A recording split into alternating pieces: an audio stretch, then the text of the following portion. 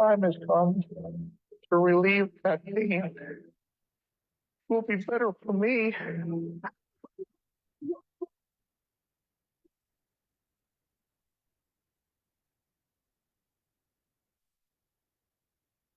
The Pain Clinic Pro Wrestling Talk Show. Can you feel the pain?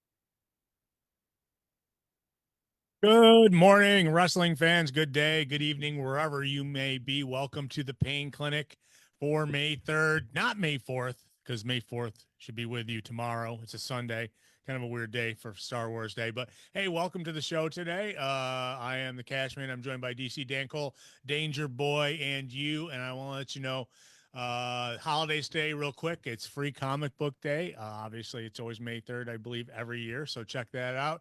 Garden Meditation Day, Kentucky Derby Day. The Kentucky Derby is today, so for a rainy Western New York morning, I don't care. It's also Lumpy Rug Day, National Fitness Day, and World Press Freedom Day.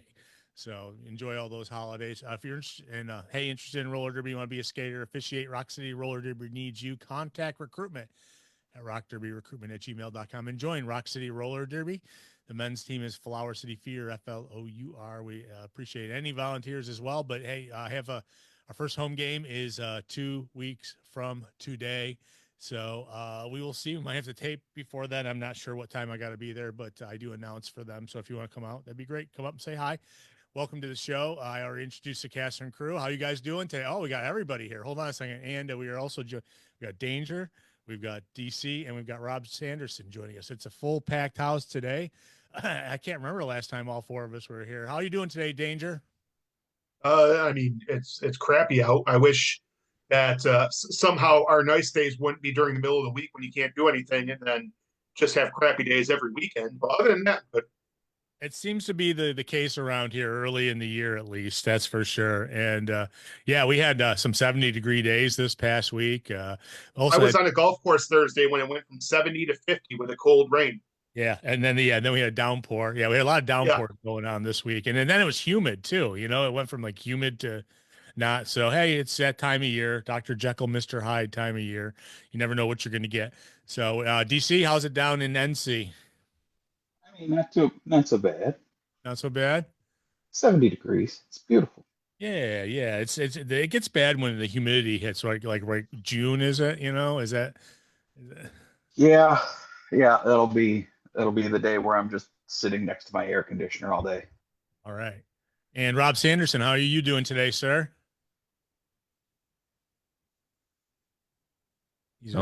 Maybe. There you are. You're there. I think it just muted and unmuted me like 3 times. Good morning. Good morning. How's it going today? Hey, I got to show you something funny. If you're watching the camera right now, I found this when I was going through some papers. So I don't know if you can see. Oh boy. Wow. That's a blast from the past. Jay Freddy chasing the Pier 6 title in 2014. And then, unfortunately never got to the next show when he would finally become champion. I mean, what? You may have known something there. Yeah, that was at the Italian, what was it? The Italian American Club Community Italian American Community Center, one of my favorite venues. It was a good place. It was a little too fancy for wrestling at times, but seriously, with some of the decor there. Yes, yeah, I've seen quite a couple of shows there. I got to participate in one. That may have been one I participated in. So very cool. I just was that the June 8th one? It's the June 8th. Oh God, no, that's the day that I got a pie in the face and then 2 episodes later got a concussion. Not my favorite day. Brings back bad memories then. Okay. Well, yeah. I found this a nice little piece of paper that I think probably was handed to you when I went in the door. So Hey, speaking of wrestling, we're here to talk about it. Might as well jump into the topic right off the top, man, and just get into like, the details of it. But WWE did their post WrestleMania cut downs yesterday. I'm not sure we know everybody yet, but I know we know quite a few people already. I mean, I'm thinking there might be a few that are surprised, but this might surprise you if you're watching now. I'll go through the list real quick. Cut this past week: Caden Carter, Katana Chance, Kota Kai. This was like yesterday. Shayna Baszler, Braun Strowman, Cora Jade, Riley Osborne, Eddie Thorpe, which it's really weird because they spent a lot of time with Eddie Thorpe building him up in the last couple of months. Uh, uh, Gigi Dolan, Jakara Jackson, Wolfgang, Mark Coffey, Joe Coffey, Oro Mensa, Javier Bernal, and Luca Crucifano. Wow, the big names there, huh? That's pretty crazy. Big, I mean, Danger, your thoughts on that? I mean, Braun Strowman might be the premier name. Obviously, a guy making $1 million a year. Yeah, he's the premier name, and he's done a decent job of getting a couple people over in the past year. But at the same time, he's beat up. He's not that great in the ring. They were using him like an attraction at times, but I mean, it's when you look at what's going to happen and what the card looks like, it's not really that much of a surprise. Most of the cuts are NXT people at this point. Luca Cristofano, they killed off in the storyline, like literally killed off. Yeah, yeah. So that's not that surprising. But both people from Metaphor, they just broke up on Tuesday. Metaphor, and then you got Oro Mensa and Jakara Jackson are gone. And that's kind of a little surprising on that one. Yeah, and Cora Jade. I mean, listen, I remember Cora Jade has had the career of, get pushed, get hurt, get pushed, get hurt, get pushed, get hurt. And I think this last time she got hurt was at the exact wrong time, and they've brought in so much talent since then in the women's side that I think she peaked what she was going to do right now in WWE, and it's probably best for her to go like a Zack Ryder type route if she's going to continue and make a name for herself outside WWE. Do you think she peaked after she got the implants? Well, that was during the injury, so yeah. So, Rob, some It's of these called multitasking. multitasking. yes. Rob, some of these are obviously indie people that have come off the indies and were signed by WWE. Is there a serious amount of these people that are going to get thrown right back into the indies right after this? I mean, they obviously after sitting out whatever they have to sit out, There's going to be demand for some of them at least. I mean, I will say that the going booking rate for people fresh out of WWE or NXT these days compared to what it was a decade ago or even 5 years ago is kind of crazy. And it's a little tough for promoters to afford some of that. So I am curious to see like what some of these people who were on the indies just 4 years ago are going to be looking for in 30 days. Cost wise, things like that. Some of them will be in hot demand. Some of them I feel like Cora comes to mind first in terms of somebody who may have burned some bridges after her time on the indies. She was getting booked regularly in her Elena Black days. Was working a lot in the Midwest and Black Label Pro, GCW, and other places. But now we're in a situation. I mean, like for example, she's feuded a little bit online with Sky Blue, and just the history of some of these people with like some of the people in AEW might prevent them from going other places, or people wanting to avoid some conflicts and stuff. But there's going to be a demand for some of them. I think Shayna Baszler is going to be one of the biggest names out there for a while that people are going to really try to book a lot, because she is somebody that I think as much or more than anybody else can go out there and put on a really solid indie match that honestly fits her style and her abilities better than a lot of stuff that she would do in a major TV company and stuff. So I don't know. It's weird looking at it because I don't think Tony Khan needs to look at a lot of this list. He's also got too many people. And it's awkward because like, what does TNA do now with people that like they were using through an agreement with WWE. Now WWE gets rid of them. Do they like sign the same people on their own, or be like, well, maybe we shouldn't? Or I don't know how that works. Yeah, you make a good point there. I think right now it's a small number, 10 people or 12, whatever. I can't remember. It was like the people that cut, but can any of them go the Matt Cardona way? I mean, can they? I already, an interesting thing. Cora Jade, like hours before that was announced, was posting on social media. I think it was on Twitter that talking about her name, her new name, and she was going back to her old name as well as giving a contact information. So she definitely knew well in advance that was before it was made public that was Well, going. a bunch of the confirmations were made by people reporting, saying on Twitter themselves that they were gone and thanking WWE for the time and whatnot. So that's not surprising. But I mean, TNA, they just brought in Indy Hartwell. They're bringing in Alicia Fox under her real name for some reason, but I wouldn't be surprised if some of the talent ends up there at some point. Some of the lower ends, they're not going to take they might take a Braun Strowman. Who knows? I mean, you work 2 days a month with them, so Yeah, and I mean, I guess I want to say too, like if I'm a like I mentioned, Shayna is going to be somebody who's going to get a lot of attention and should.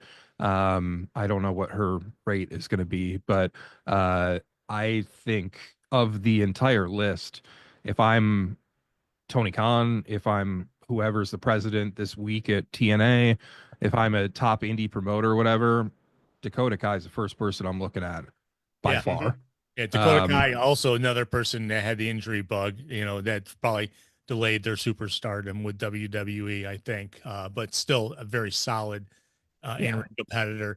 I mean, I would think that possibly because of ties with people in AEW, that Shayna Baszler might be a perfect person to sign in as well, because having ties with what's her name with Shafir. yeah, Shavir. Yeah. So, and Yeah. obviously being the original part of part of a group with them as well. So it's like, but I'm just saying, yeah, I mean, yes, everyone's like, they're all going to have theories on why these people can come there and not. Yeah, Jakara Jackson, showing up on TNA as well. I wouldn't be surprised if they brought Chikara in there as well. But it is a hefty number, and there's some other people that are rumored to possibly be coming too as well. We haven't seen. I don't think we've seen everybody. I think that's what we always say whenever we do this. But it did. It definitely did trickle out yesterday a bit, and yeah, I don't think Braun Strowman would be the farthest one I think anybody would sign because he demands too much money. Remember, this is not the first time he's been cut, so he's been out there a bit. But I mean, Honestly, the demand for him wasn't that high last time around. No. So well, yeah. he was asking way too much too. I heard He's got the build and the look and everything that like he could do Hollywood stuff. I mean, there's a lot of stuff he can do. I just don't. Maybe TNA would do a one-off. I don't know. I don't know if that fan base would want it or not. It's sometimes hard to judge them. I don't know. I'm also just really surprised that things didn't, honestly, like I didn't see a ton of the work of some of these people since they left the indies and went to NXT and stuff like that. But I'm a little surprised that things didn't work out for maybe Cora, but even more so Gigi Dolan. I mean, she had a pretty good reputation, had some really good matches in her Priscilla Kelly days. I think she's somebody that will get a look elsewhere. But I'm surprised when you take a look. Like I don't ever like to see people get released, things like that. If their contract's not renewed, that's totally different in my mind. But I don't know. Some of the ones, I guess, if shareholders told me, hey, you have to cut this many contracts or this much money, I don't know if these are the people I would pick. I guess not all. I mean, maybe some, but I just think that there's some of these, like a couple of these women, for example, are a lot better than some other people that are still there. I guess is the way. Oh, I agree. It's interesting. It's only like maybe like three talents off of the quote unquote main roster, SmackDown and Raw, versus everybody Nikita else. Lyons is still there. Yeah, Just that's saying. true. They've even promoted her. She's like doing Evolve now, so I don't even know why she's still around. Is NXT Level Up still a thing? I don't even know. I No, don't that's think it Evolve is. now. Yeah, I Okay, think it's okay. yeah, it's Evolve. Is that what Evolve has turned into? Yeah, Evolve is pretty much the developmental for developmental. Interesting. But I mean, like Mark and Joe Coffey, they had a run in NXT as a tag team, they were but they Well, also that whole group was being pushed decently at one point. I think Alice like I was, said, Eddie Thorpe was like inserted, just months ago into, a main event matches, and then it just I don't know, Well, maybe they just soured on him. I mean, how come it, how come it Cross has didn't got a it didn't job? work for him. So I obviously didn't, yeah. But how come someone like Cross, who not even sure, and Cross's position in the company because he doesn't even wrestle that much. He's more of like a because he can change his hair to match whoever he's yeah. working with that week. He's got the AJ Styles mom bob. Well, he did the AJ Styles. He was wearing Sammy's man bun this week. Yeah, that's true. I mean, he's entertaining at least, I mean, I think that maybe that's these folks maybe were very limited in their mic skills and stuff, but there is a hefty number of people that are just inserted back into the indie world, and there's a few that probably would really do well. I think Gigi Dolan probably will get picked up by TNA. You would think her tag partners, former tag partners there, so I could do something. well, and her fiance, husband, whatever. Because Wentz is back there, right? Yeah. Again. So Yeah. yeah. I don't know. I think, there's gonna be opportunities for some of these people. I think some of these people we won't see again. That's just the kind of the nature of how it goes. It is interesting though that there's some I'm not saying they're true or false, but there's some conspiracies and opinions out there of the group of people that were released mixed with the last round of releases and non-renewals, and if there's any kind of correlation with people who have either said things into a microphone or said things on Twitter and things like that, that are not politically aligned with major players in that company. Interesting. Putting Interesting. it that way. And I know one of the people, I don't know much at all about Eddie Thorpe, but he was one of the people that was mentioned on that list for, I guess, something he said in a promo recently. Yeah, he had The promo recently was quite the line. Yeah. Oh, was it? I was gonna say, but before they ever started pushing him, he had difficulty getting into there was something had happened when did he come in and get hurt immediately or something, and then had to sit on the sidelines for a while. I know I that. think so. Yeah, there But was the line something. he used the other day, or a couple weeks ago, he said to Lexus King, "You're just another white man taking something he didn't earn," or something like that. Yeah, yeah, And with the Native American background, that I mean, it was a good line for his character, but maybe Yeah. not for what they want to push in the company. yeah. By the way, that Lexus King Ricky match was pretty good this week on NXT. Was that this week? Yeah, I think so. Yeah, that was. They're doing some good stuff with NXT, still inserting obviously. An AEW Dark rematch. But I Tony wonder fumbled, if they. right? I wonder if they had wrestled before, when they were both working for AEW, because they seemed to click pretty good in the ring when they were in there. So it's just that poor Lexus King had to like lay down for, I mean, that's pretty much it was pinned 1, 2, 3 in the middle of the ring. But yeah, I don't think this is the end of the names, but this is a pretty big. I mean, but there's a lot of people here that we haven't seen. We haven't seen Braun Strowman. I can't remember the last time. I know it was before Mania. He was putting over Jacob Fatu. Was the last time. Yeah, and Shayna, I mean, Shayna had said something recently about how all the other women in WWE are like, Barbie dolls, and she's not your typical Barbie doll or something like Apparently, she was doing a lot of training with the NXT people too. She was doing a lot of work behind the scenes, helping out with stuff like that. So apparently, her release was a bigger surprise for that reason than it was for the fact she was a main roster talent. Yeah, and then we've got Kaden Carter and Katana Chance, who are a tag team. So I don't know if that will continue outside of WWE, but they probably could book themselves on shows as a tag. But they're also both And can Tony Khan make some kind of trade and acquire the WWE Women's Tag Team Championship and trade away some of the women's singles titles or something? I just don't like, why do you even have a women's tag division at this point? Like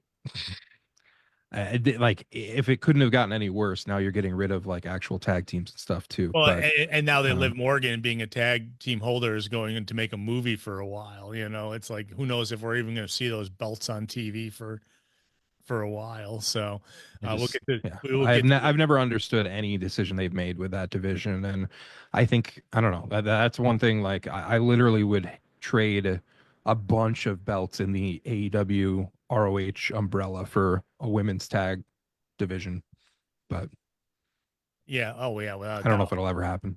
Well, I mean, yeah, as long as Monet, maybe Monet will. I mean, they've teased it again a little bit this past week with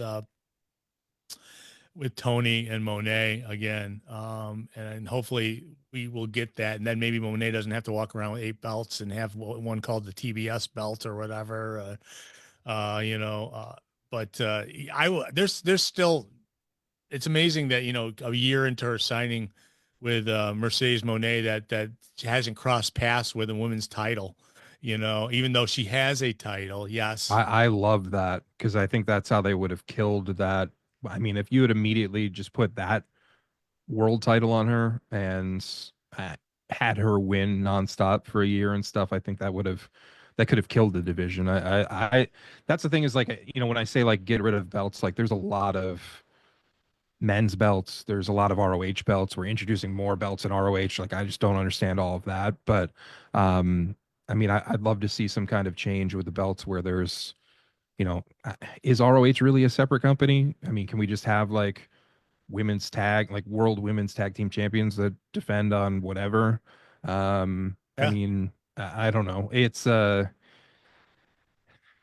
Monet thing I think is working. I'm very confused. It's like I don't know what they're gonna do with All In, if it's going to be Mercedes and Tony, or if they might somehow by then switch back to Mercedes and Athena again. I assume it'll be Tony.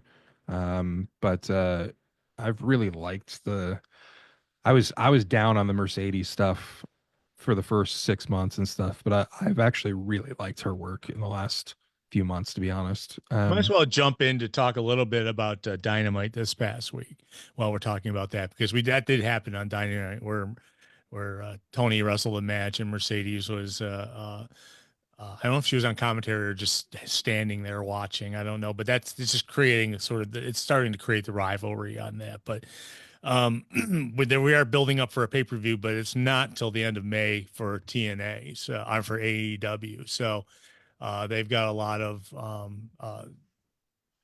matches to set up and everything. But man, we got some good matches. But it's interesting. You start off with 4-on-4 on Dynamite, then you go to 3-on-3.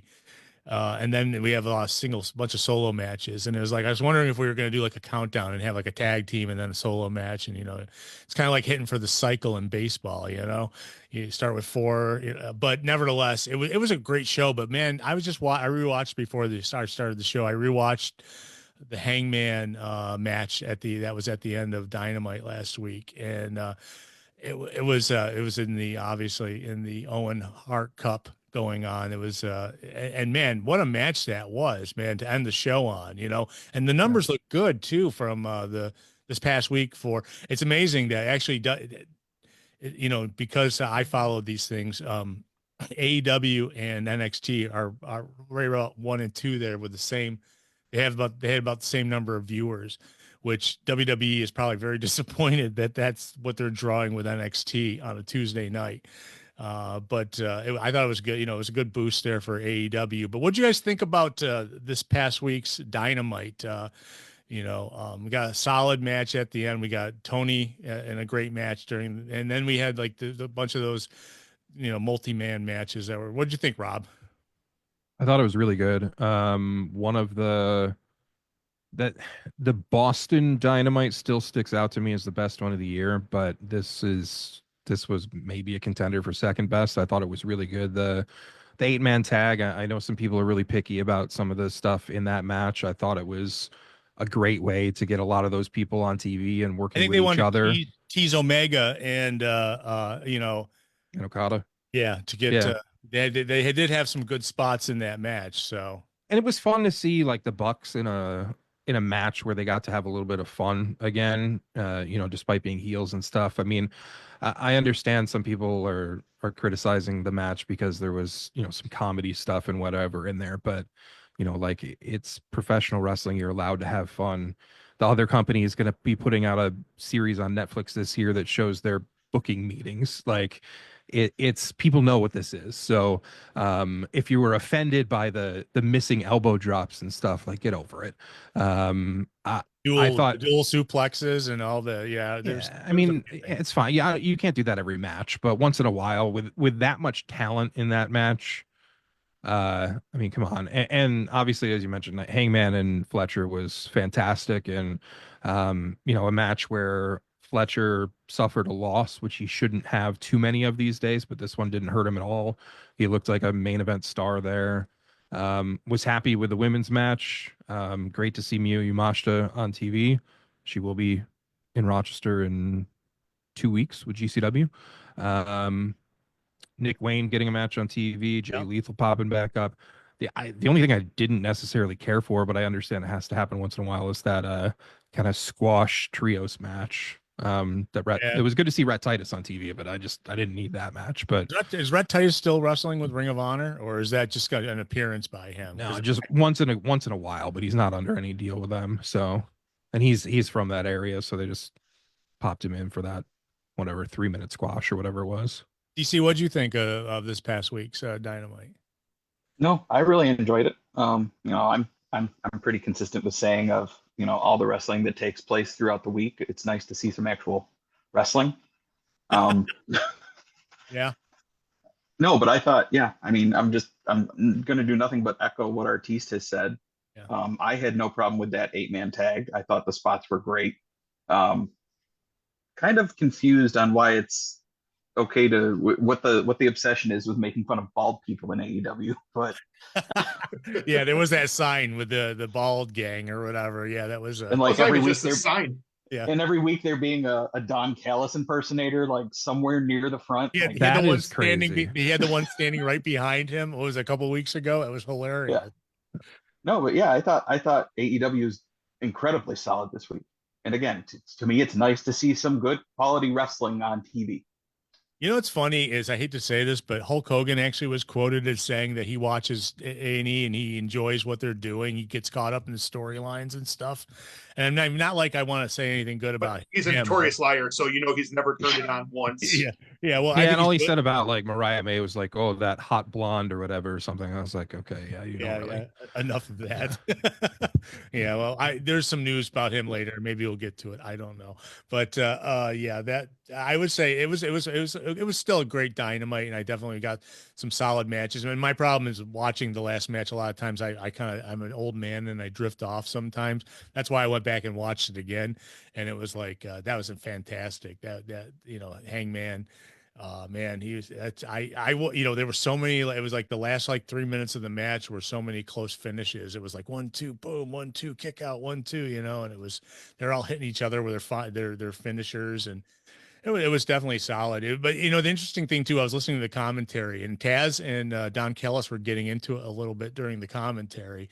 And Taz told him to shut. I think he told him to shut up at one point, and then we didn't hear Don Callis for a while. I think he took it personal or something, you know. But he always adds something, that's for sure, in the commentary booth. But it was like there was, you know, there. Yeah, I think the line was who is it to you to ask this, and then they started arguing a little bit or something, you know. And it was definitely a solid match, and obviously we've got a bit before the next pay-per-view at the end of the month, so. I was thinking that way for a while, that like Double or Nothing felt like forever away, because like the April pay-per-view is at the very beginning, and it's going to be it's only 3 weeks away. I mean, that's not somehow, I mean, it's May 3rd already, but yeah, Don Callis deserves more credit than he's probably gotten. I mean, thinking of, I don't know, when he first came into AEW, it was like, oh, all right, whatever. And like, I think he was an integral part of what was the best AEW world title reign to date in Kenny Omega's, in my opinion.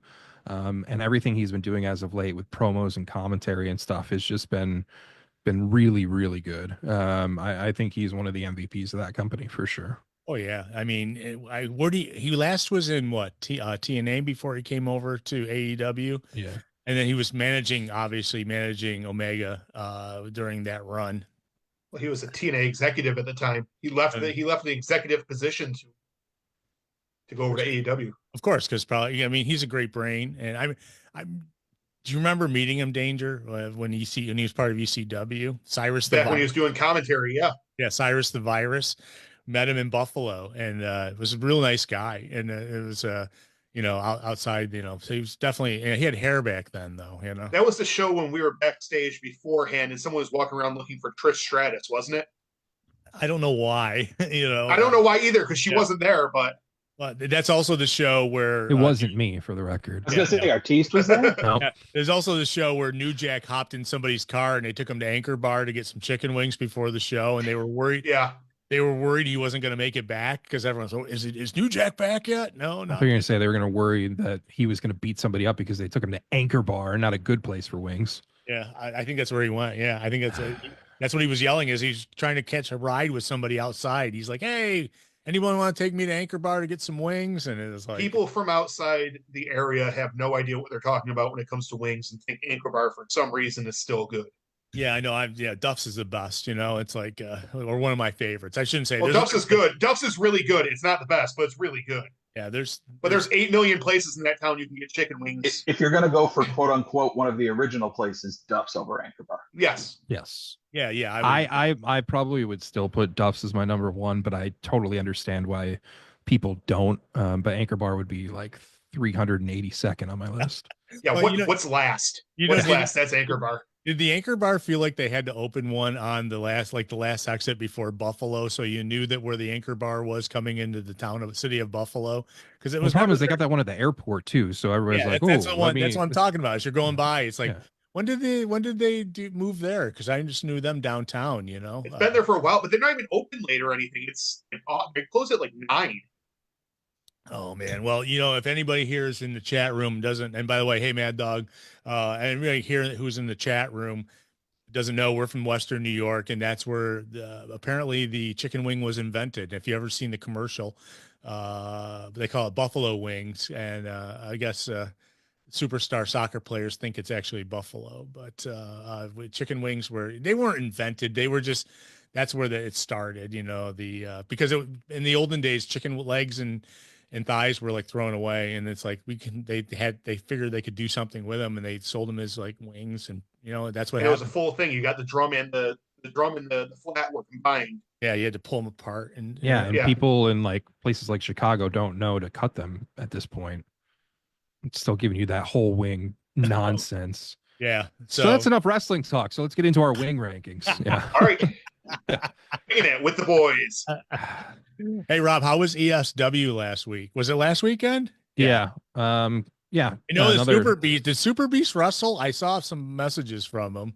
He was in a Medina street fight with Gavin Glass. Yeah. There's that show should be coming to IWTV soon. One of those like fun kind of I don't know. I don't want to say sideshow or something, but like when you get to go into a smaller town and a different crowd and stuff, like those are always fun. And now everything kind of builds up to Brawl Fest in 2 weeks from yesterday.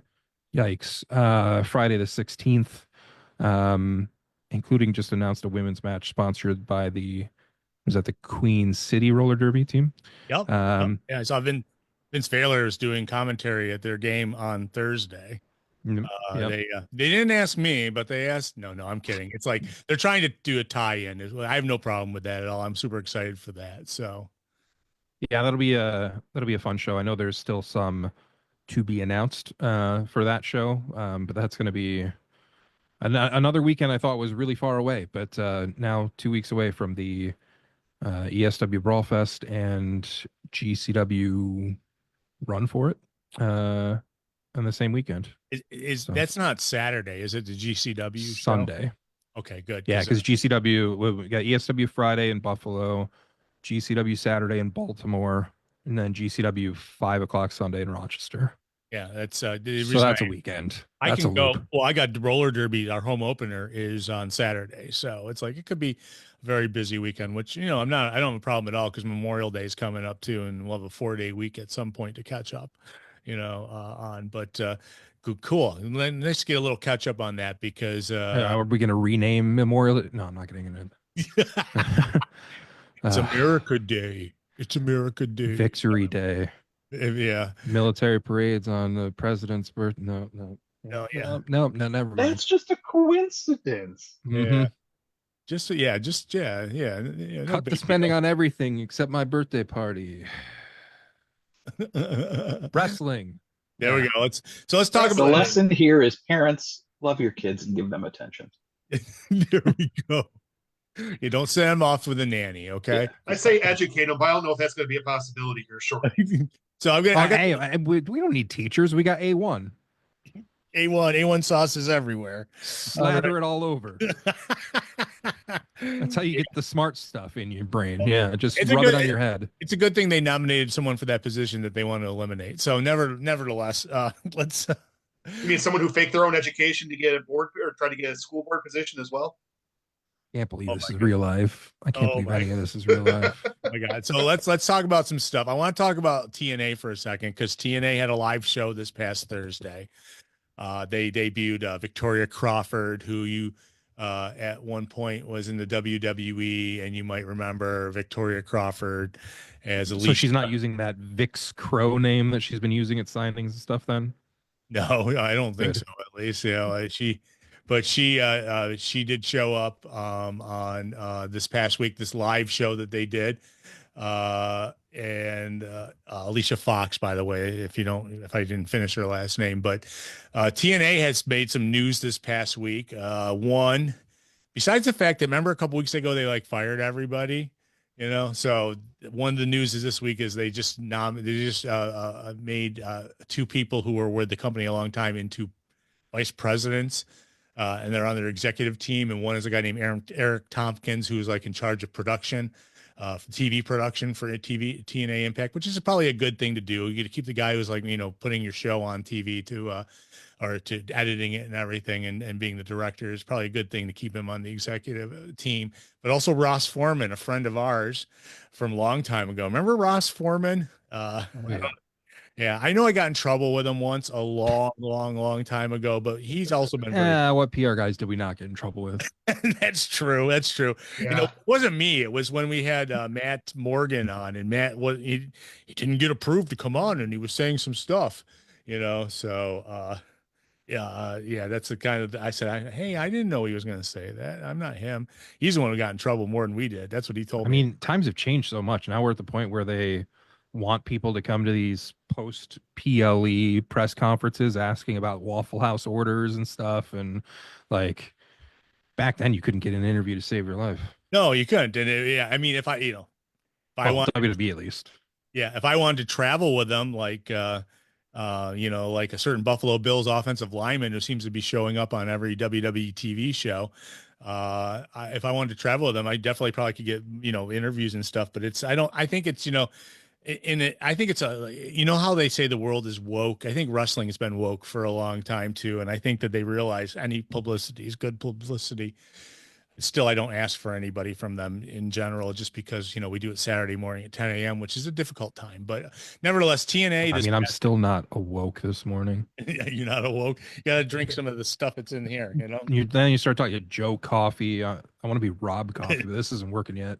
There's your new wrestling name, Rob Coffee. Put him under a mask. So TNA made an announcement this week, or announced they had a live TV show on Thursday. They're taping this weekend for the next month or so. But after their live TV show, they had a meeting with everybody, company officials and all the talent.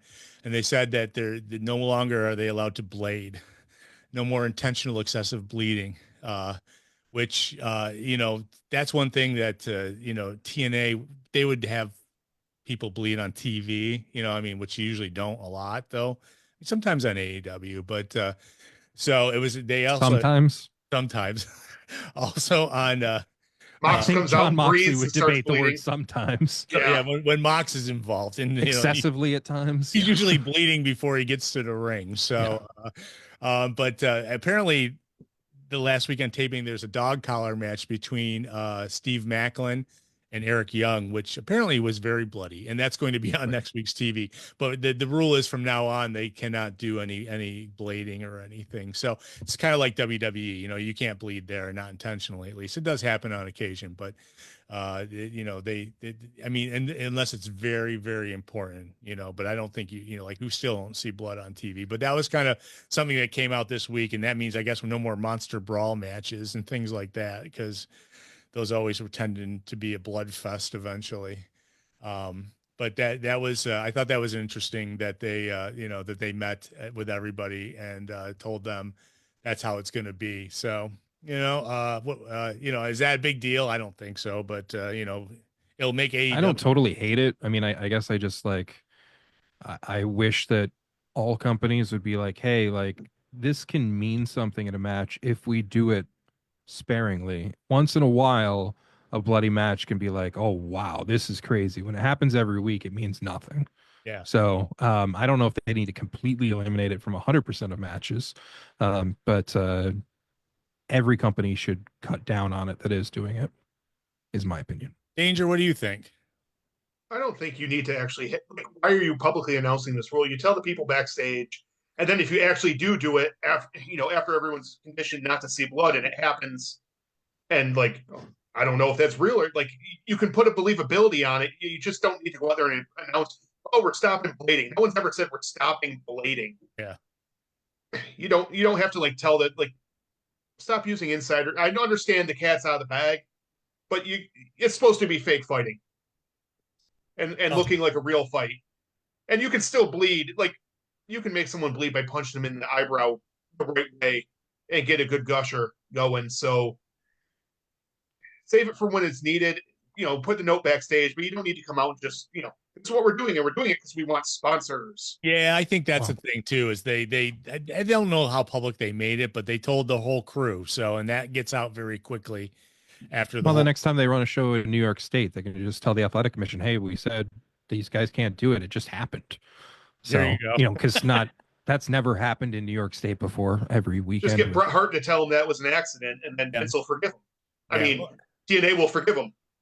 It's interesting because you watch now WWE, they stop the match when someone is accidentally cut. We've seen that. They didn't last night. No, that's true.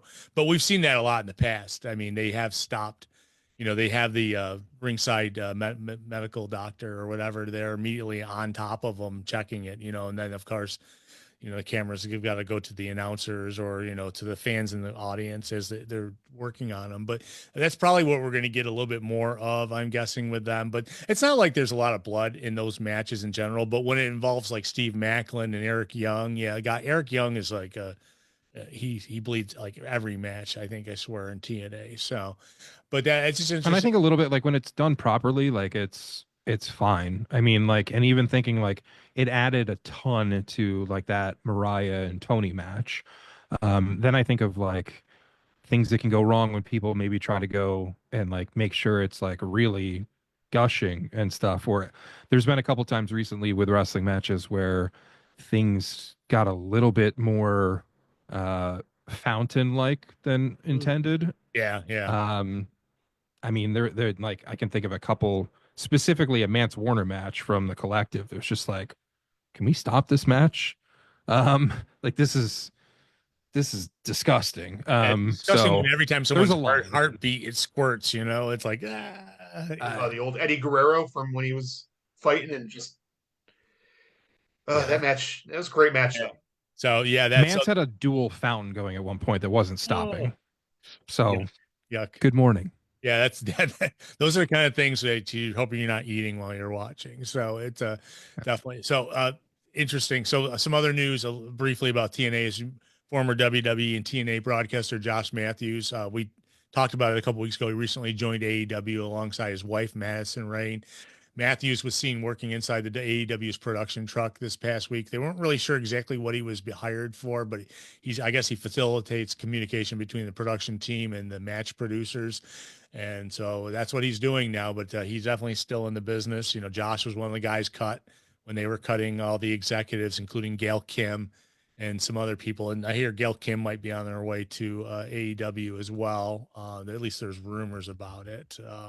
Would not Well, be Josh, I mean, I don't know exactly like how good he is at that job, for example, but he's got a ton of experience. He's I'm assuming he's really good at that. That to me is probably the most underrated or most important position in wrestling that never really gets talked about. There needs to be that communication between the agents and the producers getting the right shots, being on the right camera angle or side or whatever and stuff. It's so easy to miss stuff. And I mean, obviously that's something that I pay a lot of attention to with shows that I work or just watch in general and stuff. It's so easy to miss something that I don't know who was filling if that was a specific role that somebody was filling before Josh Matthews or if they've kind of adapted that for him. But um, smart to have somebody with experience doing that because that's something that needs to be a position that's thought about. without a doubt. And it's like I always thought about that. It's like, you know, the wrestlers obviously they practice their matches at times before the actual shows. That's when they actually set the camera shots up for where they want to be when things happen. And so you know, I definitely can see you need that link between the production truck and the guy and the match producers to get all that stuff right. You know, it's very important. You know, it definitely is a very important position. So I wonder if that is something that would ever pop up in that WWE documentary thing that's coming up in terms of that. Because I mean, to be honest, like the smartest people on like the indies, for example, are the ones that are coming up to a producer and saying like, hey, I'm going to be doing this. Make sure you're on this or don't show this until this or whatever. Like not to peel back the curtain too much or whatever, but like it's a show that like movies and TV shows and things like that for the most part have the benefit of like not being live and stuff and planning out shots and everything and having storyboards and all of that. For wrestling, you just kind of gotta hope for the best. It's not an yeah. easy task. Oh So no, and I'm sure WWE, that's why they go out there and do the practices and figure out the angles and everything they want to be, especially they do have like, some like money shots as they call them, that they need to get in a match. So and I yeah, do no, think I there's things I'm still critical about, but like since Mansuri's come into AEW, I think that's one thing that has improved. There are still missed spots that happen and stuff, and I think there's always room for improvement in that. But if you're missing a lot of stuff, that's a problem. definitely. So, well, so that's cool. So I'm going to get some news and we'll get out of here. AEW has announced a 7-show residency at the 2300 Arena. They announced it yesterday that All Elite Wrestling announced that the 2300 Arena in Philadelphia will host an exclusive multi-week residency of AEW Dynamite, AEW Collision, marking the first time in history that AEW events have been held at this historic event. These events are in addition to the previously announced Ring of Honor Death Before Dishonor, which is going to be there Friday, September 5th. But they're going to be there starting August 27th with Dynamite, the 30th with Collision, September 3rd with AEW Dynamite, with the 5th, September 5th being the Ring of Honor Death Before Dishonor. And then we have Collision the next week, the next day, September 6th. Wednesday, September 10th, AEW Dynamite, and Thursday, the September 11th, special taping of AEW Collision. So that's pretty cool because one thing that AEW has really learned in like the last year is if they have these smaller venues, it's better for the whole feeling of the show with the crowd involved. And I think this place, obviously, it's not a giant place, so they're probably will sell out and have crazy crowds there the whole weekend, I'm guessing. Yeah, I think it's really cool. I mean, it's a great venue. Unfortunately, to me, it doesn't really feel like the ECW arena anymore after the renovations. But regardless, it's going to have that. I mean, I think that Arlington residency they did last year went better than most people expected, including me. Philly's got the wrestling fans and stuff. I'm looking forward to seeing 3 weeks of TV that are not in giant NHL buildings. Yeah, really. I'm really curious to see what tonight looks like because they're in Atlantic City, not far from Philly tonight, for a live Collision, and that town doesn't always draw the best. So we'll see what Boardwalk Hall does tonight. Yeah, definitely. But you're right about that, and it's like, and I think that's one thing that they've been doing good for the last most of this year. They haven't picked these giant venues, so they got more theater shows coming up. They've got like 2 nights in a row in Detroit They've got the one in Denver coming up. Like more of those. I love the look of that stuff. That Boston venue they ran that should be the only venue they run in Boston moving forward. It just looked awesome. I think they could fill up the Main Street Armory if they wanted to come here and do like something in that. No one wants And- to go to the armory. Yeah. No, besides the fact that the people, there's nothing going on there anyways, and it just brings me Can Tony Khan buy some new acoustics yeah, it's Yeah. somehow? another bad thing. But Lighting, they have a parking. pretty big set that goes to the ring that pretty much cuts off most of those buildings, so that you can't really see, behind obviously. But I will say the Ring of Honor Death Before Dishonor was originally announced for July 11th in Arlington, Texas, and that obviously was moved. That and also the Ring of Honor Supercard of Honor was originally announced for May 2nd, which would have been yesterday in Atlantic City Yeah. at the Boardwalk, and that's now why they're doing the live show tonight. But that's also being moved too as well. It's interesting. It's interesting to see what happens. But that, and by the way, if you're watching Collision tonight, and we did mention it's going to be live. AEW Women's Champion Tony Storm versus Lady Frost in an eliminator match. You got Brody King versus Josh Alexander. They promoted that on Wednesday. Harley Cameron versus Megan Bain. That's, I think, interesting. Two people that kind of like are working their way up. So it's like kudos to them. Definitely kudos. Some other news. Liv Morgan is listed as a cast member for the movie Bad Lieutenant Tokyo. She's going to play a politician's daughter who goes missing. They don't assume she's going to be gone very long. Maybe that's why they didn't like take the belts off of them or anything. But it's going to maybe be a couple of weeks. She was in a movie a couple of years ago that nobody remembers called The Kill Room. And she also appeared in the episode of the Chucky series, which I don't even think they're doing anymore. Maybe they are. I don't know. The But fact that your character is billed as someone that goes missing leads me to believe there won't be too much camera time. yeah, Supposedly, it's a big role. is it? It's supposed to be like a head turning role. I mean, if somebody's got a particular set of skills, then Yeah. She's going to be in the beginning of the movie, and then at the end, she'll be untied at the end when he wins. No, sorry, I don't mean to spoil it for you. Not that I have any idea what it's about, but I thought, yeah. So that's what she was talking about on Monday Night Raw when she said that she's booked a movie or whatever it was. Kudos to her. Rob Van Dam had some news this past week. Apparently, during MLW's Battle Riot 7 that was held April 5th, he broke both of his heels on a land outside the ring.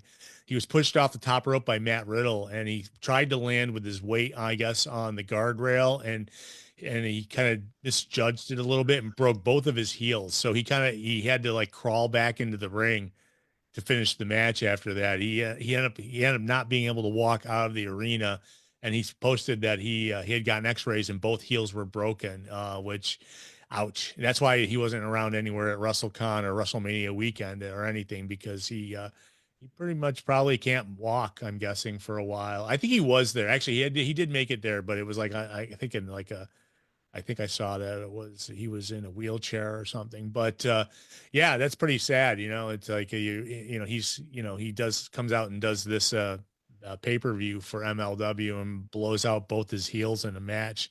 I have to go back and watch the footage now on it, but he's not blaming anybody. He says it was his miscalculation on landing, but he also doesn't wrestle all the time, barely, I mean, he did do some stuff with AEW, and he is a WWE Hall of Famer, I believe. So, but we've seen our Rob's been on the show before. He was very, very friendly. He wanted to talk forever though, which is not a problem, because not a lot of people were doing talk shows then. So, but I'm a big fan of Rob, and I know he's, hopefully he'll heal up and thank you. he'll heal up and come out real soon. Rey Mysterio underwent surgery this past week as well. He shared on his Instagram to repair a torn abductor, which I guess happened in the match on the SmackDown before WrestleMania, which is kind of a bummer. You miss out. He was told by doctors he could have wrestled. He thought he could wrestle, but they said that he would create more damage, so he decided not to wrestle at WrestleMania, and he's going to be out 4 to 6 months. He's another guy that keeps coming back and getting injured and coming back and getting injured, and it's like he is a Hall of Famer. I mean, he could retire. I don't know. He's been doing this for 30 years. Yeah. Yeah, he's up there in age at this point. even though he doesn't look like it. No, no. Well, I mean, he wears a mask, so he had a baby face without the mask, though. You're correct. I've He was seen, at WrestleMania without the mask up in the skybox. So I was gonna say, I remember seeing recently, seeing him, and he definitely look. He doesn't look that different. You know, he's not getting that old. So he just doesn't have the hair anymore. no, no, it's true. So, and Ray Phoenix had to lose a match because of that. They kind of used that in an angle last night in SmackDown a little bit. You know, with him and Escobar, they, you know, the little rivalry between them because he came out and lost when he had an opportunity to impress the world with lucha style. You know, some other news: WWE SmackDown is expected to revert back to its traditional 2-hour format in the near future. They're saying sometime in June it's going to happen. So it's thank goodness, because I cannot make that last hour. I can, and then they'll have like a long commercial break, and then I'll wake up and it'll be the next morning. And you know, which doesn't hurt because it's good prep. You know, while I'm doing prep, it's good to watch some of that stuff back. But it'll be going back to 2 hours sometime in June. It was only a temporary type of thing. I think once they lost Raw from USA, they added the hour right after that. No, it looks like someone. Oh yeah, so another name is quietly parted ways with AEW. Ed, is it Ndoku? No, was it? How do you say his name? EJ Naduka. Yeah, Naduka. He's now officially a free agent. His deal with AEW recently expired, bringing his run with the company to a close. Signed with AEW in early 2023, and while used infrequently on AEW programming, found a home on the Ring of Honor brand. There he teamed with Lee Johnson under the team name Lee J. Prior to that, AEW Nadoku had stints in both WWE and he was part of NXT as well, and MLW. So it looks like he's free agent. Apparently he's sought after. So it's definitely going to be, I think that it's good that he'll have a job, they're saying, as soon as he gets free. So maybe he'll be back in WWE. I don't know. He's that very strong, big guy. So kudos. We got Zelina Vega has a new documentary called Zelina Vega Fulfilled. It's been released via an official YouTube page, I guess, Josiah Williams' YouTube page on Friday afternoon. The documentary dropped, featuring a special behind-the-scenes look at Zelina Vega's journey toward winning her first ever singles title, the WWE Women's United States Championship, which she defended last night. And she defeated Chelsea Green for it. She defended it last night. And kudos to her. Now, it's funny. Remember I was talking last week about how it seems like always one person comes out and then their spouse follows them, and it was like it's a lot of times it was like Seth Rollins and then Becky Lynch would be out the next segment, which did happen Monday, and last night Aleister Black wrestled, and then she wrestled. She was immediately after, or she was first, and then he came out immediately after and wrestled last night. I don't know why they do that. But I think it's interesting that, you know, they pair up family members on TV in back-to-back segments. So this is something I've been thinking about, this piece of news. WWE released the first official promotional poster for this year's two-night WWE SummerSlam Premium Live event, August 2nd and 3rd at MetLife Stadium. It's going to feature John Cena's final appearance on the annual WWE Premium Live event, and they have combo tickets for both nights for 8-2 and 8-3. Do you think, I mean, what happens if they don't sell enough tickets for one of those days? I mean, I can't imagine. I mean, this is kind of new. So it's like, do they have a fallback plan? I mean, do you think that I don't think, I mean, it's a big stadium. I don't think they're going to sell out 2 nights there. You know, I definitely, and if they sell out one night, it'd be a miracle too. I mean, you guys have any thoughts on them splitting this into a 2-night pay-per-view now? How about you, Danger? I don't see the need. I know why they're doing it, because they think they can make more money and all this stuff, but there's really no need to go 2 nights with even WrestleMania doesn't have to be 2 nights. I know I don't want to sit there for 7 hours in one night, but they can condense stuff. I did see that they are kind of needing money though, because TKO was barely profitable last year because of all the debt they have. But yeah, I don't see the need to go 2 nights. They're gonna do 2 nights regardless. Even if they get 40,000 in the stadium, they'll be fine. But obviously they want more. That's, you Depends know, on what they charge for the tickets. yeah. And I how do mean, you sell it? How do you know, what do? You split the titles again, like a WrestleMania? I mean, DC, we've been there. That place is gigantic. Yeah, that's a. Oh, I'm trying to remember. Where was it last year? Was it Nashville? SummerSlam, was it in Cleveland? that was a couple No. years ago. No. Cleveland, I think. Oh yeah, Cleveland, last year was yeah. Cleveland. Yeah, it was Cleveland. Yeah, and that's when they announced they were doing 2 nights there. After they announced it was in Cleveland, and But they I only don't think that was a sellout either. it It wasn't. was not. No. So that I No, think and they're charging even more for tickets now because we get through a WrestleMania where they're just like, we made record money, and in 2 weeks we're gonna release everybody. Because you charge record prices. Yeah. And you had But just as many we'll drop the ticket advertisements as prices there the was day of the wrestling show. matches. Well, I mean, that's dynamic pricing. That's not really necessarily on them. That's just the ticket market now. That's what they do. I saw people that got $400 floor seats as opposed to people who paid $4,000 for floor seats. yeah, there was That's just- $40,000 ringside seats at WrestleMania. It's insane. And there's a guy who had a family of 4 there, and there were 2 little kids, and they were Yeah, talking. somebody just posted something on like Twitter last night that it was just like an upper 100 level for a Raw in Detroit, and they literally they pulled up the exact same 2 seats that they had for the same event Raw in the same building 2 years ago, and the tickets were 4 times more expensive. Yeah. Like They're there's gonna- no reason for that. They're going to outprice their audience, without a doubt. They're going to outprice. Well, their they're trying to find the point where they outprice them, and they haven't found it yet. Good for them. It will happen. Like I said, the day of the show, if you are comfortable enough to go to something like this and sit there and wait to the day of the show, knowing you might not get the greatest seat, you can find people are getting $400 floor seats.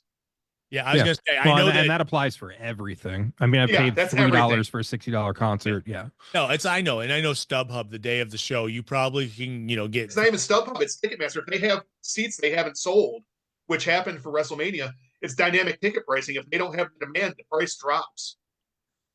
I always kind of laugh when people are just like, "Hey, tickets are going on sale for this concert tour. You want to get them?" I'm like, I'm interested in the show, but I'm not buying them when they go on sale for like anything at this point.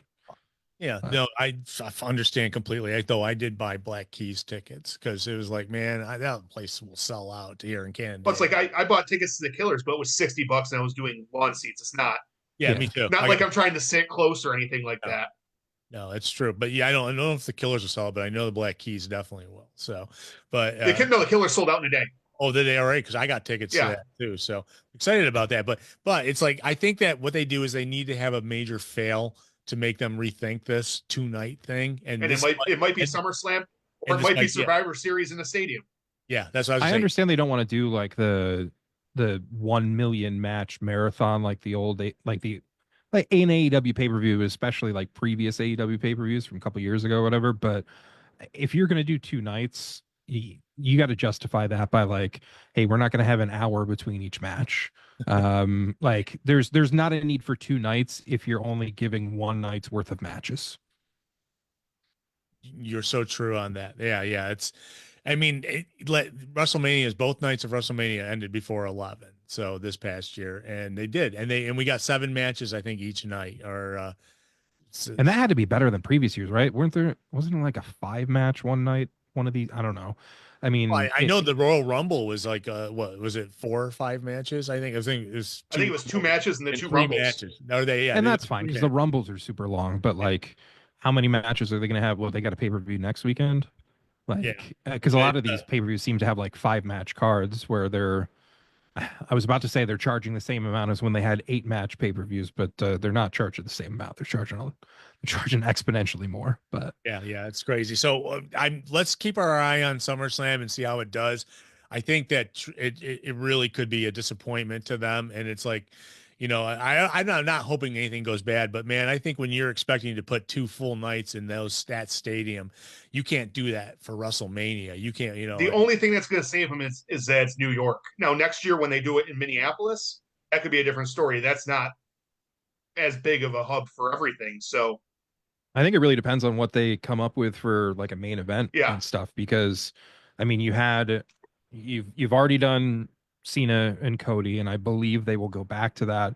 And I guess, I was thinking like that would be the SummerSlam match for Cody to get the belt back, but maybe not. I mean, I don't know. Like, I know some people have speculated that maybe it turns into a heel Cody taking the belt from a babyface Cena in his final match in December.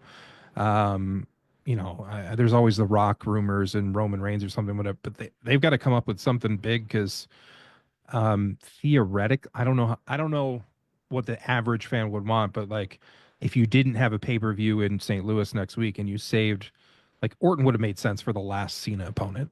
Yeah. I don't know who it's going to be at this point if it's not him or Cody. I Rock. guess. Maybe you could do the Rock. Well, it's interesting. If The Rock can figure out what the hell he wants to do. So the Rock or Cena can put the other guy, the young guy, over and help push him for the future. It's interesting. Travis Scott's going to win the WWE title. It's interesting you mentioned The Rock's name because there's been a lot of rumors about him bumping heads with Triple H about how they were going to book WrestleMania, and that's why he kind of pulled out. He's like he didn't want what they were doing. He wanted to do something different than what they did. So, which is interesting, but he might be on the outs. But Rock, obviously he's making a movie right now in The Fighting Machine, which I'm kind of excited to see because I remember when we first started doing this show and we talked about MMA, but I didn't really know much about it. A fan sent me a documentary called The Fighting Machine, which was pretty much this whole guy's life that Rock is doing. It was awesome. It was like the trailer doesn't even it looks like The Rock because of the size, but if you didn't know who The Rock was, you couldn't tell me that was The Rock. Yeah, he definitely does not. The voice and everything he does in it, it's like he's actually trying to act for once. Yeah, his body's different. It's The Rock's body, obviously, but yeah, this it's a sad story about a guy who like did a lot of steroids. So, and that's what we're going to find out about. But I know he's busy with that and everything. But there's just been some rumors going around that him and Triple H bumped heads about what they were going to do in Mania, and that's why he decided to pull out. And there's a lot of people disappointed that he had nothing to do with it. And we talked about that last week. So it was probably good that I wasn't on the show last week because I don't have to give my thoughts on WrestleMania and stuff, but it will always be baffling that you did like one of the biggest turns in wrestling history. And then there was no even sort of follow-up, even attempt. Like, how does that happen? Like, you don't do the swerve the way you originally did it if there's going to be no follow-up. Yeah. Well, Travis Scott was still there. Okay? Are you trying to tell me you wouldn't fault or sell your Triple H's soul fault or for whoever, assistance but- from Travis Scott? Yeah, Travis Scott. Travis Scott was there. I just want to thank Travis Scott for giving all of us the most annoying song in the history of the entire world. The amount of time like that we can talk crap about individual things on WrestleMania. The worst part was hearing that song over and over again. Oh gosh, 900 times over and over and every bump they go to like a freaking video. And I'm sorry for anybody who gets it in their head today because it's probably my fault for bringing it up. It's probably gonna be in my head and I'm gonna hate myself for that. Stop it. Okay, we're not going to talk about WrestleMania or The Rock. So some more news. Advanced ticket sales for the AEW New Japan Forbidden Door 2025 have already surpassed $1 million. It's sold out now. Yeah, set to take place August 24th at the O2 Arena in London. Events outpaced the majority of AEW's previous shows in terms of gate revenue. As it stands, Forbidden Door 2025 is projected to become the third highest grossing event in AEW history, trailing only the two Wembley Stadium shows. However, this ranking could shift if AEW All In Texas generates higher ticket sales. So now this is an interesting story, and maybe we'll get a little feedback from everybody on it. AEW TBS champion Mercedes Moné is offering fans a new way to connect through a private text messaging service, but it comes at a steep price. For $99.99, basically $100, fans can subscribe to a direct text line that claims to provide personal access to the wrestling star. The service is operated by Direct Text Access LLC, a company that allows celebrities to send pre-written or canned messages to subscribers in place of real-time responses. The move has sparked backlash from fans, with many questioning the high cost and expressing skepticism over whether Moné will actually be the one replying to the messages. It's like call 1-800 scheming Gene for backstage news. That's what it reminds me of. Was only $3.50 a minute. This is $100 for a month of texting. Yeah, it's. I think. What do you guys think? That's just a way to make some money, or is I don't feel it's a way to make money, but like, in what world does anyone think this is a good idea? One, it's going to be canned or automatic responses to things. It's not going to be direct text from her. And two, what kind of person is going to be paying $100 a month to do that? I can tell you what kind of person, and you're not going to want to read those text messages. Yeah. The same person that thinks the stripper loves them. Some Yeah. very lonely What are you people. What are you wearing? No. Send Hey me baby, you pictures. so hot. If it were like 4 years ago, Furby would have applied to Yeah. buy this. Also, Bob Matthews' favorite wrestler was Mercedes Monet, so I'm just going to put that out there. Really? Yep. He used to Oh, talk to me all the time about her. All right, so Bob Matthews is buying the subscription plan. He's a retiree, so Bob, I love you, you know that, but he's a retiree. He probably doesn't. Probably not. It would be a waste of money. So, yeah, it's interesting. I saw that come out. Oh, some other news. Let me continue on because we'll go forever if I You keep. told me I was cute. Yeah, yeah. What the hell? Wardlow has filed a new trademark application for his name on Thursday under the entertainment services category. The AEW wrestler has been out of action since March while recovering from a knee injury. So Wardlow is alive. That's proof. We have, It could have been done in his name. No one saw him do it. that's true. I feel bad. This guy really. That's called the biggest fumble in the world. If you were going to leave a company and go to another one.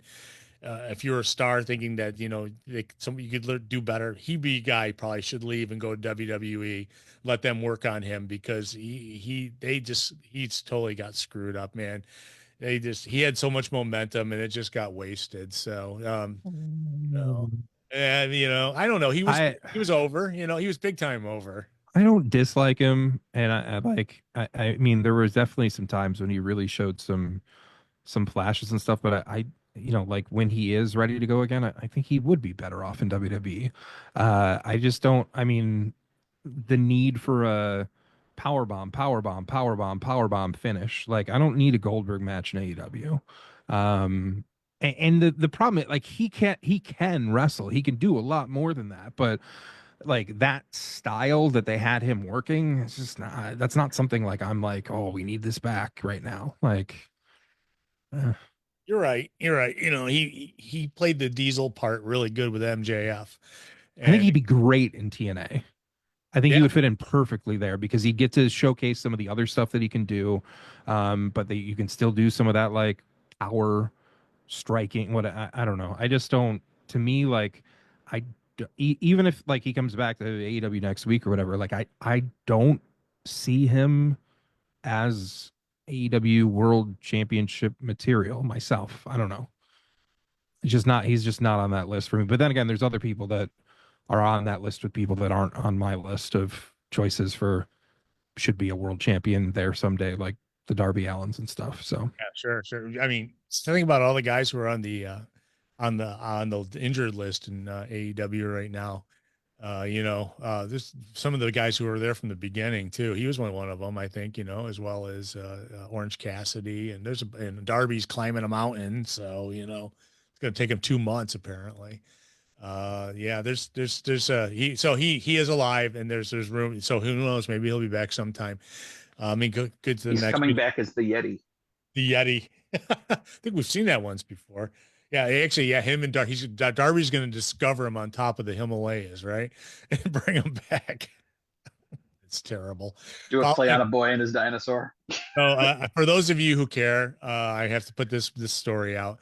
Following the official unveiling of Real American Freestyle Wrestling earlier this week, wrestling icon Hulk Hogan offered more details about the league's philosophy on creating compelling talent.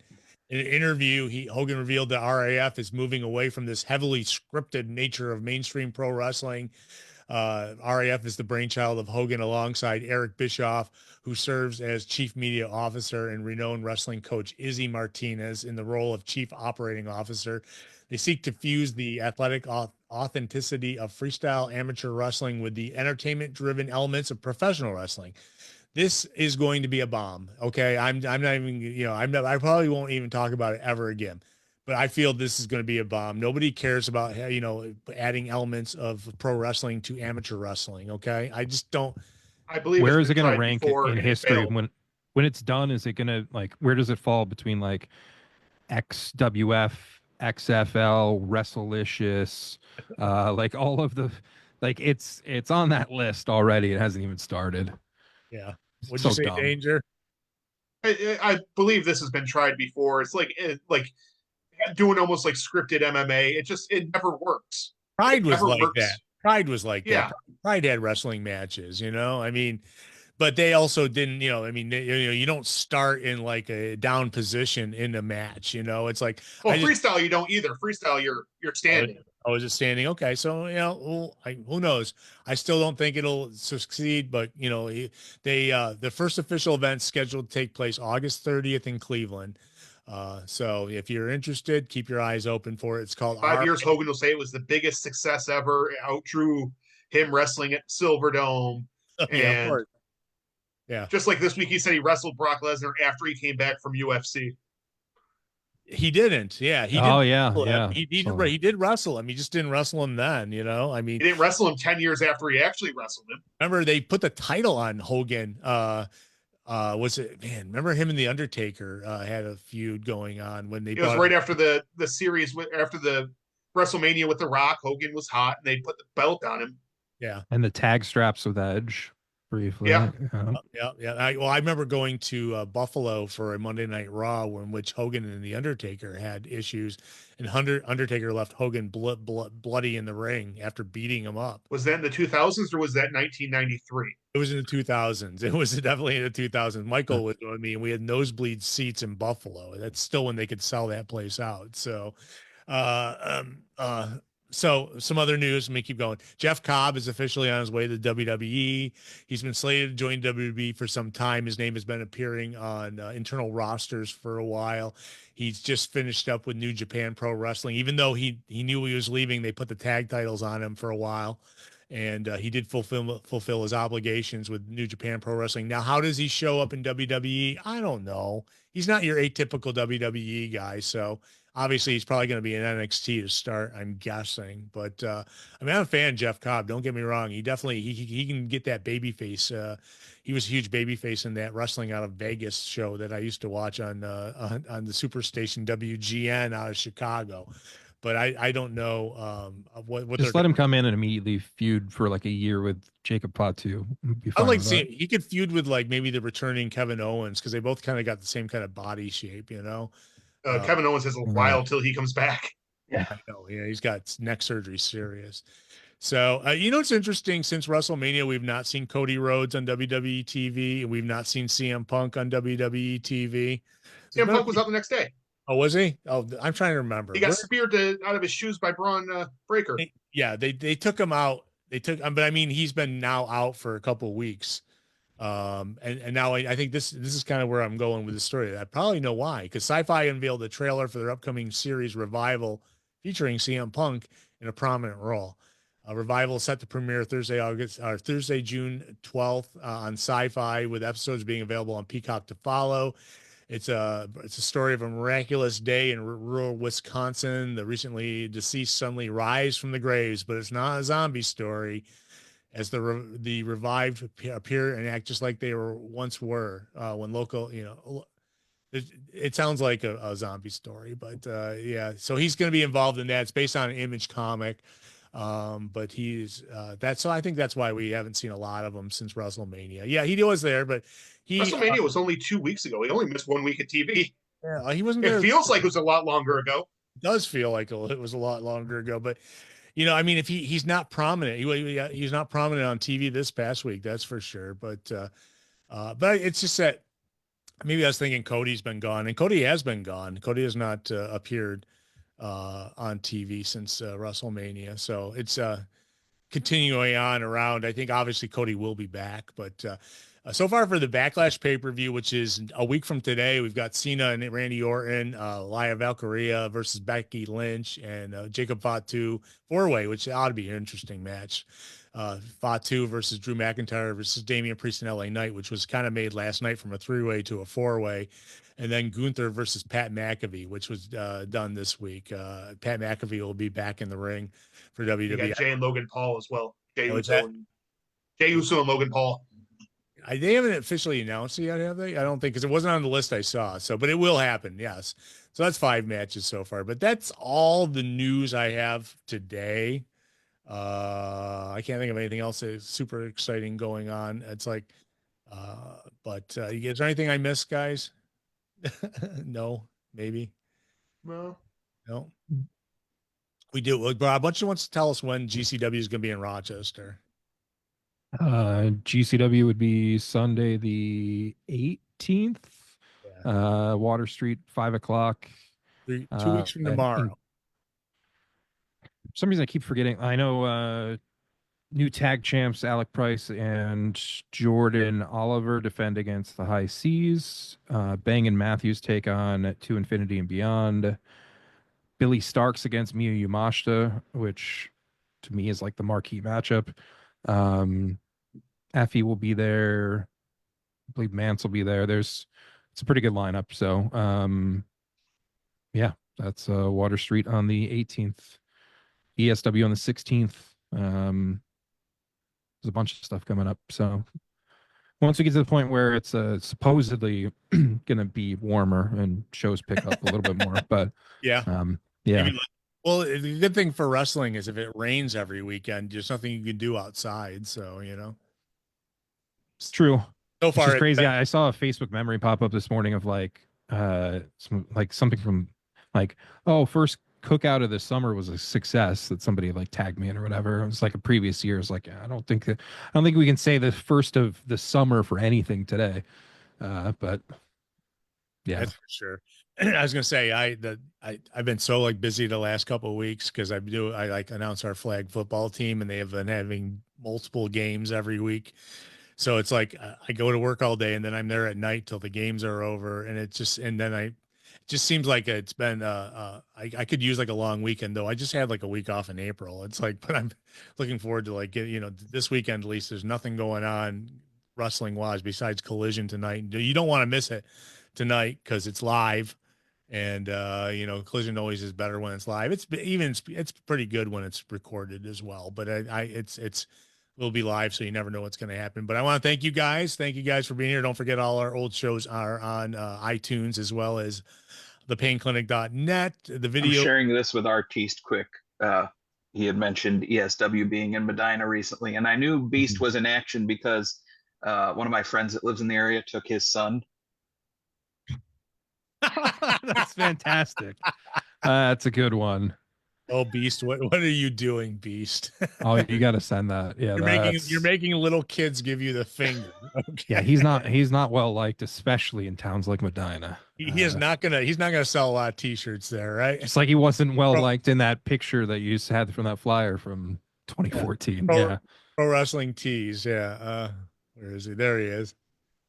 I'm gonna have to put him in line on commentary for Brawl Fest on the 16th. So he's still the champion there, right? He is still the champion. yeah. Yeah, he really could get some heat if he came out and said, "I'm a champ ever play all other places." I don't know where the belt is. I don't know who has the belt, but it still technically is. What is it? ProWrestling.net/Super Beast? No, ProWrestlingTees.com/BeastBuy. There it is. Yeah. There it is. Yeah. Got one in for you, buddy. We're gonna get out of here. We'll see y'all next week, folks. Thank you so much. Fun way to end. We'll see you next week. Have body slam somebody you love. Seriously.